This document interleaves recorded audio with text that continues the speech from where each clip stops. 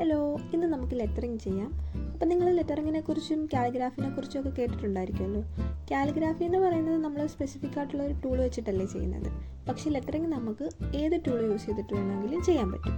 ഞാനിപ്പോൾ ഇവിടെ brush Pence ആണ് യൂസ് ചെയ്യുന്നത്. നിങ്ങൾക്ക് ഇതിന് പകരം നോർമൽ സ്കെച്ച് പെൻസോ അതല്ലെന്നുണ്ടെങ്കിൽ മാർക്കറോ അല്ലെങ്കിൽ ഒരു പെൻസിൽ യൂസ് ചെയ്തിട്ട് പോലും ഇത് ചെയ്തെടുക്കാൻ പറ്റും. ഞാനിവിടെ ചെറിയൊരു കോട്ട് ബ്രഷ് പെൻസ് യൂസ് ചെയ്തിട്ട് എഴുതി കൊടുക്കുന്നുണ്ട്. 2 ഷെയ്ഡിലാണ് എഴുതി കൊടുക്കുന്നത്. ആദ്യം നമ്മൾ ജസ്റ്റ് ഒന്ന് എഴുതി കൊടുക്കുക, എന്നിട്ട് വേണം നമുക്കിതൊന്ന് ഷേപ്പാക്കി എടുക്കാൻ വേണ്ടിയിട്ട്. ഈ ലെറ്ററിങ് എന്ന് പറയുന്നത് നമ്മൾ കൈ ഉപയോഗിച്ചിട്ട് ഓരോ ലെറ്റേഴ്സിനെ വരച്ചെടുക്കുന്നതിനാണ് ലെറ്ററിങ് എന്ന് പറയാറുള്ളത്. അതുകൊണ്ട് തന്നെ നമുക്ക് ഇഷ്ടമുള്ള ഷേപ്പിലേക്ക് നമ്മുടെ ലെറ്റേഴ്സിനെ മാറ്റിയെടുക്കാം. ഇതിനങ്ങനെ പ്രത്യേകിച്ച് റൂൾസ് ഒന്നുമില്ല. നമ്മുടെ ആവശ്യം എന്താണോ അതനുസരിച്ചിട്ട് നമുക്ക് ലെറ്റേഴ്സിനെ ഡിസൈൻ ചെയ്യാൻ പറ്റും. ഞാനിവിടെ എല്ലാം എഴുതിയെടുത്തിട്ടുണ്ട്. ഇനി നമുക്ക് ചെറിയൊരു ഷെയ്ഡ് കൂടി കൊടുക്കണം. അതിനായിട്ട് നമ്മൾ യൂസ് ചെയ്യുന്ന കളറിൻ്റെ ഒരു ഡാർക്ക് ഷെയ്ഡും കൂടെ വേണം. അതിനായിട്ട് ഞാനിപ്പം പിങ്കിൻ്റെ കൂടെ ഒരു റെഡ് ഷെയ്ഡാണ് യൂസ് ചെയ്യുന്നത്. ലൈറ്റ് പിങ്ക് അല്ലേ ഇത്, അതുകൊണ്ട് തന്നെ നമ്മളൊരു റെഡ് ഷെയ്ഡ് കൊടുക്കുന്നുണ്ട്. ഇനി നമുക്കിതൊന്ന് ബ്ലെൻഡ് ചെയ്ത് ചേർക്കാം.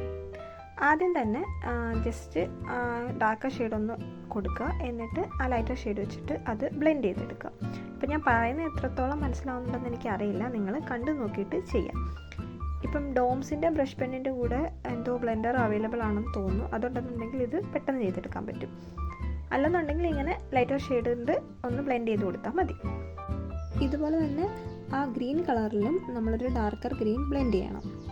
ഈ ലെറ്ററിങ് നമുക്ക് ഒരുപാട് രീതിയിൽ യൂസ് ചെയ്യാം.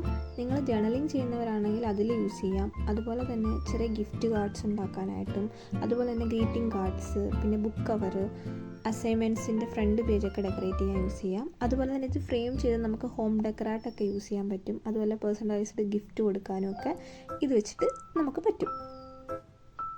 ഞാനിവിടെ മൊത്തത്തിൽ ഷെയ്ഡ് ചെയ്തെടുത്തിട്ടുണ്ട്.